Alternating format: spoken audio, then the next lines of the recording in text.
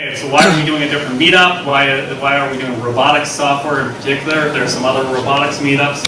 So we're hoping that this is going to be really focused on software, with a bent towards robotics, but a focus on software.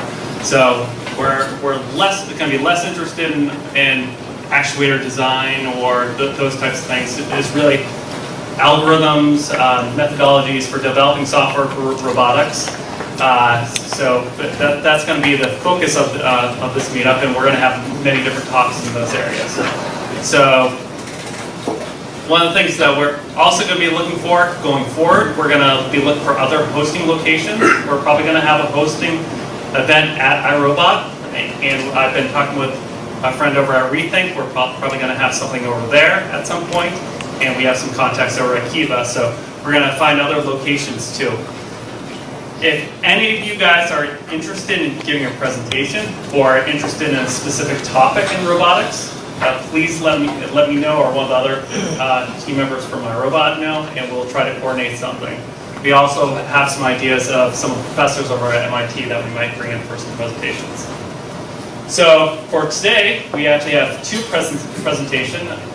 First, Stefan Zickler is going to be talking about object recognition and a few other things. So Stefan's a senior principal research scientist at iRobot.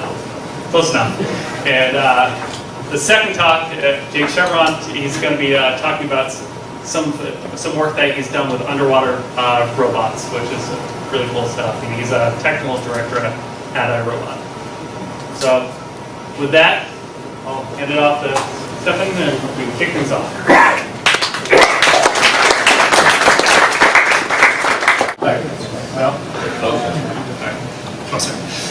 So who am I? My name is Stefan Zickler. I am a principal robotics software engineer at iRobot. I've been there about 6 years now, and I work in what's called the tech org, which is our internal R&D division where we work on stuff that's a little bit further out, but on a faster product. I'm particularly working on perception stuff. A lot of other folks in tech org work on navigation, machine learning, and cloud technology. And before that, I got my PhD at CMU in 2010. My thesis was on physics-based robot motion planning, and I did a lot of robot soccer. So this talk is not about robot soccer, but I'm going to show some cool videos, just it's fun to watch.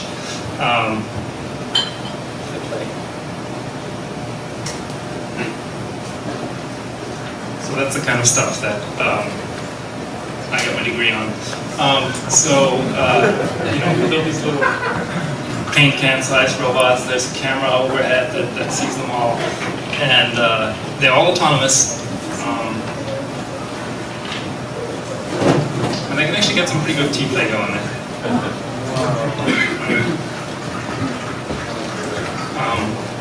But I've since moved on. This talk is going to be about robots that need to navigate around real-world environments and interact with people. For example, you can see this. It's cut off. Man. Projector wasn't even a widescreen or something.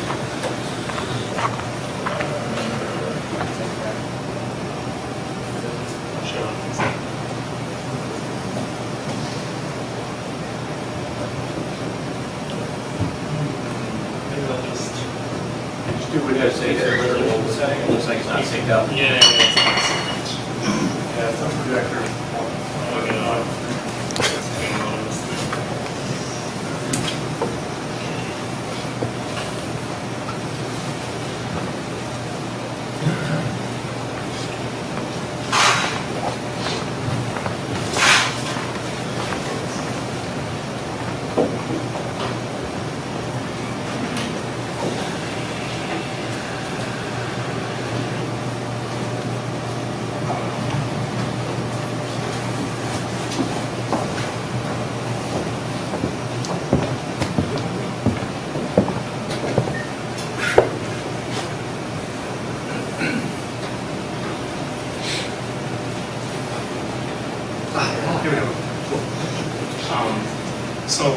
We would like to let this robot perform person detection with high detection accuracy, low false positive rate, and real-time performance, which can mean many different things to different people, but in our case it means fast enough so you can avoid people that approach a robot, or track people in real time so you can follow them and do teleconferencing. And we want this to be at a smaller form factor so we can put this in the actual robot and have low enough power consumption. So many different approaches exist to do this. In academia, people have been working on this problem for a really long time. There are things called shape-based template hierarchies, where basically you just, they have these templates of outlines of people and they train the algorithm on that. There's these things called SVM, Hawk classifier cascades, and most recently deep nets, so everybody's using deep nets now. This talk is going to talk about deformable parts model, or DPM, which was sort of a precursor to the deep net stuff. But one advantage of the DPM model is that it needs generally less training data.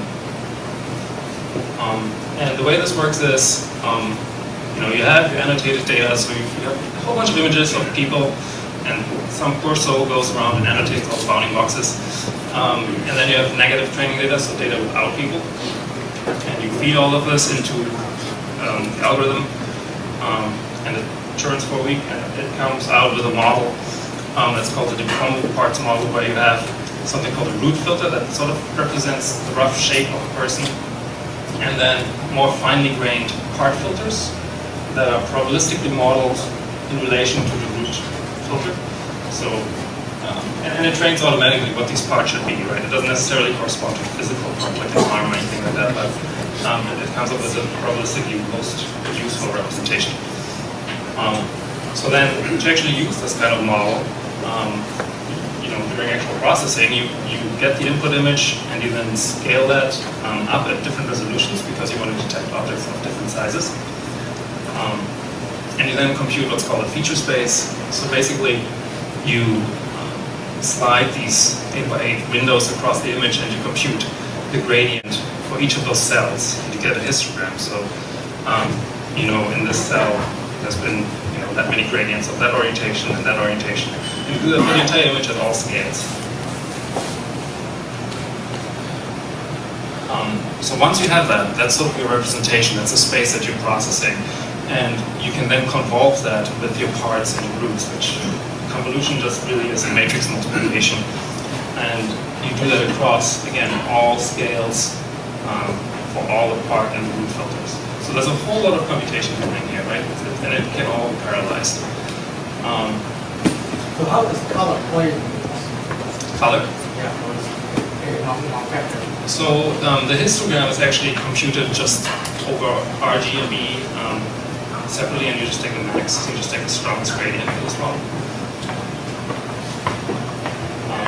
So then you compute something called a distance transform, which really just figures out what the optimal placement of each part should be in relation to the root. And you then add all these levels together, you threshold, and that's how you get your detection. So there's some limitations with that approach.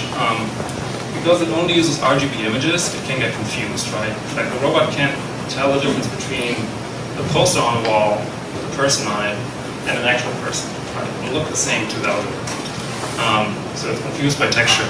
Similarly, if you have a person with a white shirt that stands in front of a white wall, the robot won't see that, right? So how can we get sharper gradients that don't depend on this texture? And one solution is to add depth data. So this is a time sense, which is similar to like the Microsoft Kinect. Many of you probably know it. This is what the data looks like from one of those sensors. You get your RGB image and you get your depth image.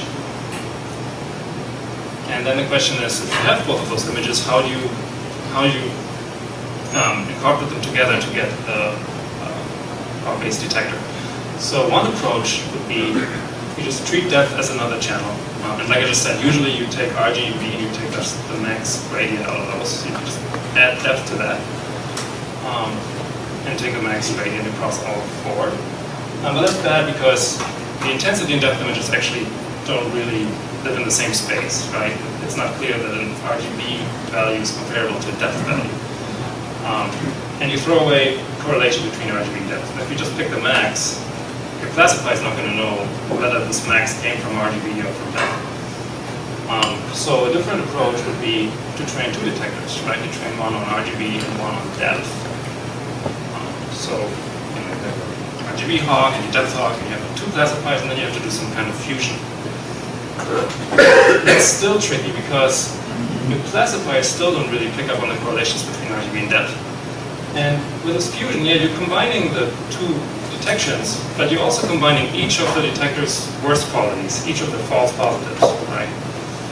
So the final and correct approach would be to construct a joint feature space where you compute the hog over the RGB and the depth.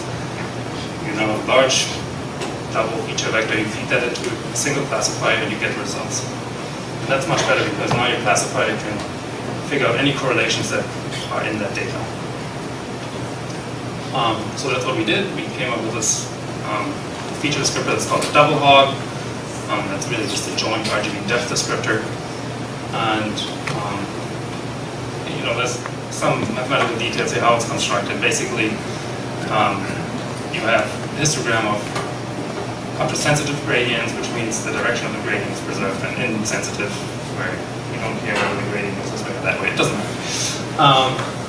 So then, another limitation of DPM is that it's slow. So you got to do all these convolutions, all that math, and it takes a long time, right?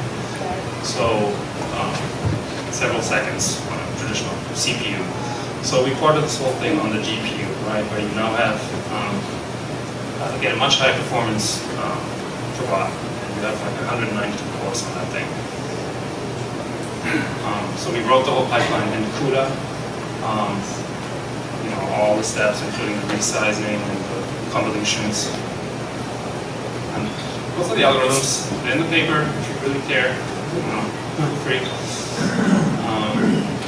So then, another problem is that the ST-Hog now is twice as big as a typical hog, and therefore it's twice as slow because you can multiply twice as many numbers.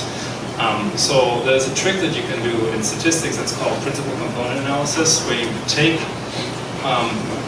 that huge feature descriptor and you look at all the data that you have, and you figure out how different dimensions in there are correlated, and you can then come up with a matrix where you can multiply all your data with that, and you basically shrink it down to a lower dimensionality. And that allows you to speed everything up. So we collected a bunch of data. That's iRobot headquarters, my coworkers. I basically just drove robot with a prime sense around the whole company for a while and collected a lot of data. And then from the data, we just randomly sampled 1,000 positives, negatives, and annotated them. We tested on a large sequence. And the sensor runs at 320 by 240 pixels. And we trained two different models of different sizes, one larger, one smaller, just to see if this higher resolution of the model matters. And that's the result. The good news is that the RGB, well, I should explain the curve first. What you want is you want a detector that has a large area under the curve. So the ideal detector would go up and down, meaning you get good recall, which means you see all your true positives the way you should, and you don't get any false positives. So the combined RGB did best, right, with 0.62 accuracy versus the RGB 0.4. And interestingly, if you just use depth and don't use any RGB, you still do better. Most likely because the depth images are less ambiguous than the RGB images because there's no texture. And the naive approaches that I described before, they're as expected, they don't do very well. So I talked about the Pca Dimensionality Reduction. Again, you can sort of reduce the size of your space, but there's a trade-off, right? You can only go so far before you lose accuracy. So this graph kind of shows how far you can go before you lose accuracy. So you know, you can go down from, this is like 62-dimensional to 16-dimensional, and you don't really lose anything, right? So that's kind of the sweet spot. That's where you want to be. That's just showing kind of performance in terms of speed of the detector versus how accurate it is. So again, a perfect detector would be like up there, perfectly accurate and super fast. So we get kind of these two frontiers here, the red dots and the green dots here, which are the RGB-D Pca compressed detector and the depth only detector. So So you can kind of pick, like if you need a faster detector, you could go with depth only. What corresponds to a dimension in the PCA? What's that? What corresponds to a dimension in the PCA?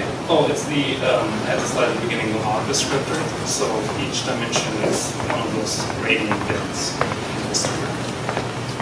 That's the input to the PCA. The output of the PCA doesn't really correspond to anything, it's just correlations. So is there easy way to understand why we're using it to 6? Why 6? You don't lose much accuracy up to get below 6? Oh, it was 16. Oh, sorry, 16. Yeah, the precision was 0.6. Well, no, I mean, it's a sort of a smooth curve, right? You could go further, but you lose a little bit more of accuracy, right?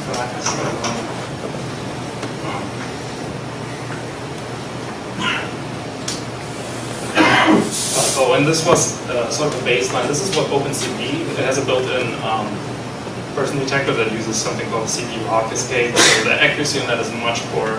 It's RGB only, but it's fast. In terms of training set size, like how many images do you need to train this thing?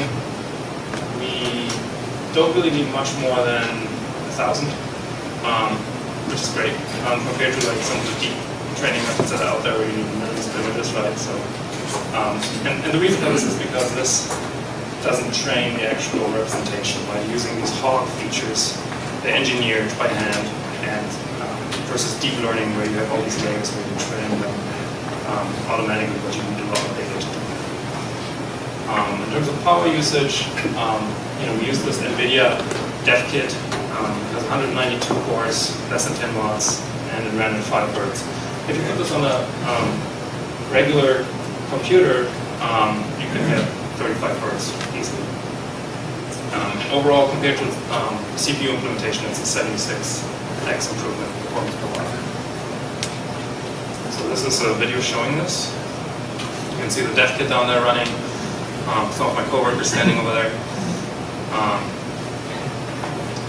And there's a plot meter around there showing that it's clocking in at about 9 watts.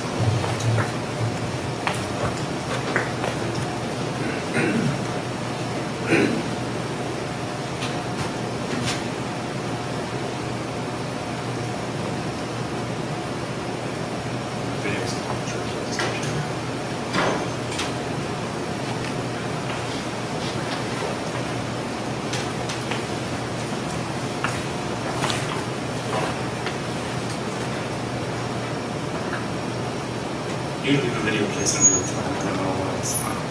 How long it took to reach this point that you have like a working solution from the time it decided to start looking for it? The project has actually evolved over several years. This part with the adding the depth data and getting it to run like that took, I don't know, 8 months maybe.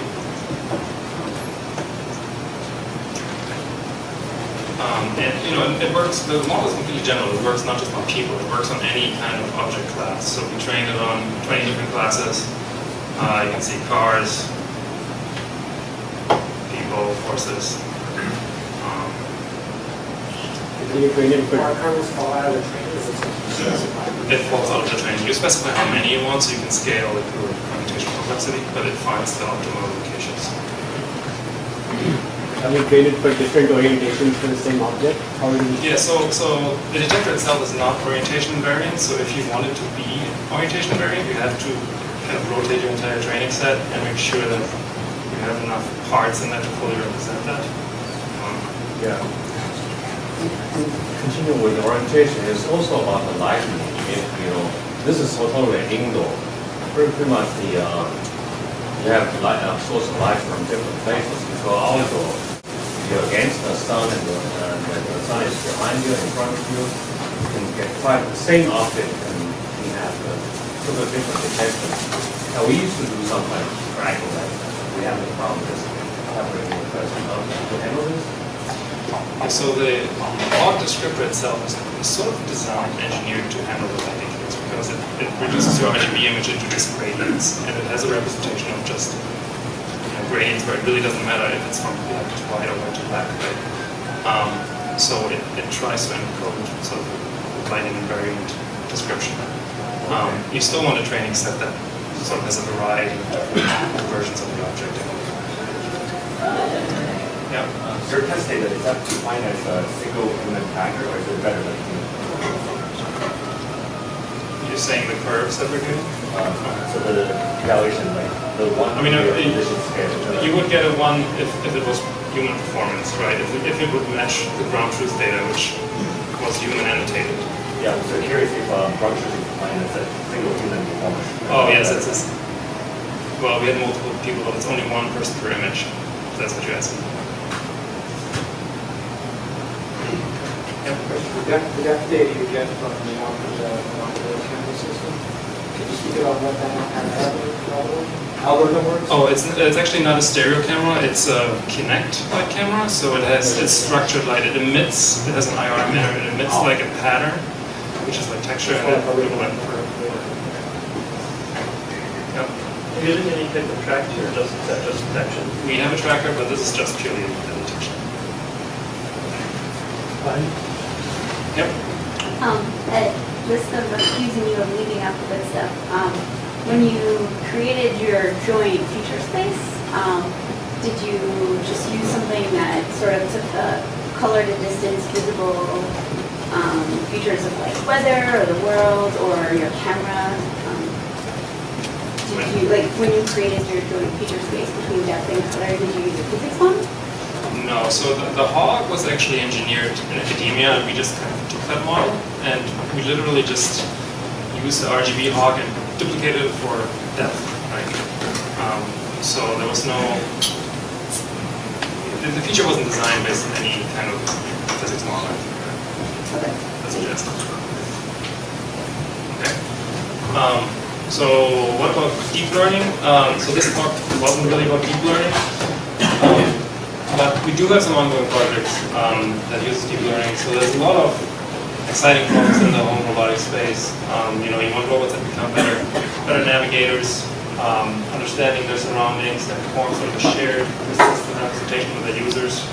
You have your Roomba that runs around at home every day. Ideally, you want to put on a map that stays the same and that the robot can relocalize itself in. And it's a cool problem because it's very large scale, right? We have millions of robots, they're all cloud connected, and each home is unique. So there's a lot of opportunity in there for learning to take place at many different levels, right? So each of these robots might eventually send home maps of each home, and you can then leverage those maps to get the robots to behave better. Yeah. Does it also learn location that are more dirty than others? So the what? Learn location in the house that are more dirty, like kitchens or places that we. Yes, the robot actually has a dirt detector on it, and we could potentially leverage that data. Yes. So it doesn't do it right now, but it's something we might look into. Yeah, so this is a software meeting, so I figured I'd add a couple of slides just about software. What kind of language and tools we use on the robot is mostly C++, C. For research and prototyping, we do anything we really need, like MATLAB, Python, SciPy, ROS. We have a lot of internal tools. This is our image processing pipelining tool where we can build these pipelines and debug them very quickly and get visual feedback, playback things. And we use good practices as much as we can. Continuous integration and testing is very important. Interestingly, though, since it's not just software, it's actually software that runs on a robot in the home. It goes beyond just like setting up a unit test and letting that run nightly, right? Any change you make in your code can affect the actual robot's behavior in the house, and the unit test won't really teach that. So the big challenge is like to add, simulated testing and real-world testing into our sort of testing session. Yeah, and that's all I have. Hiring? Shameless plug. I didn't ask him to put it. Any more questions? Yep. So how do you incorporate simulated and real-world testing over and above your unit tests? Because a lot of things that unit tests can't catch when you have hardware. Right. Well, if you have a robot simulator, you could imagine that it runs automatically, right? Overnight, it runs different scenarios, right? And you get metrics on that. Real-world test, you can't quite automate. You could, but it certainly doesn't run necessarily. Yeah, we're leveraging Gazebo right now, right, for simulation. So you have your bot models in the depot and then kind of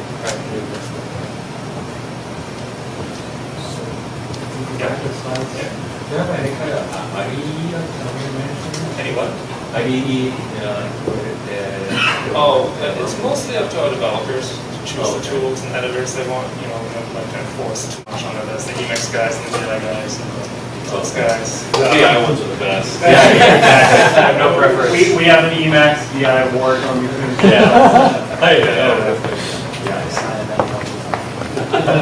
So about the testing, is there any kind of regression test, a small test you can also, I know it's it's not a learning in it.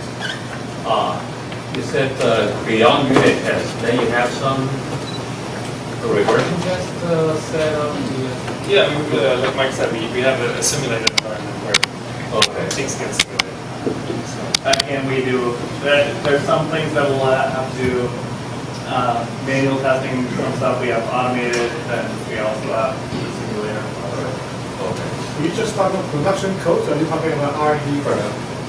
This is R&D code. The R&D code doesn't necessarily go through all the... Right. We like to sneak out those cycles. What's the target CPU? Is your code subject to any regulatory requirements or safety or anything like that? There are some. It's not as strict as, say, in the car industry or medical industry. So it's and a lot of them are more about like energy consumption. Yeah. Well, you want me to have in on that? So I'm gonna be loud. So for the Roomba, we have our regulatory things like charging requirements and so forth. But we also have some safety regulations. So there are safety sensors to prevent the robot to from going downstairs, and there's a whole process to get that part of the software certified. So we've made a lot of effort to actually separate that from the rest of the software, so we wouldn't have to go through the audits around the entire software package.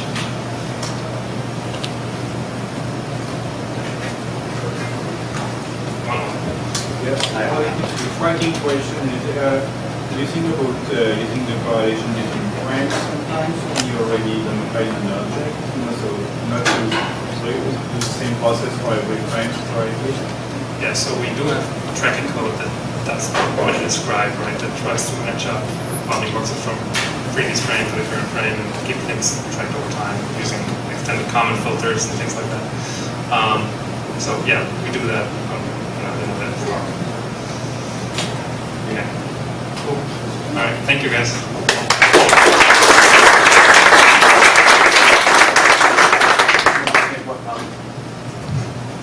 So I have to say this technology was really cool on Halloween. So he ended up setting up a big screen, so when all the kids would walk by, it would show a picture of the kids with changing their faces into monsters and stuff. It was awesome. That's the most productized that we got it. Yeah.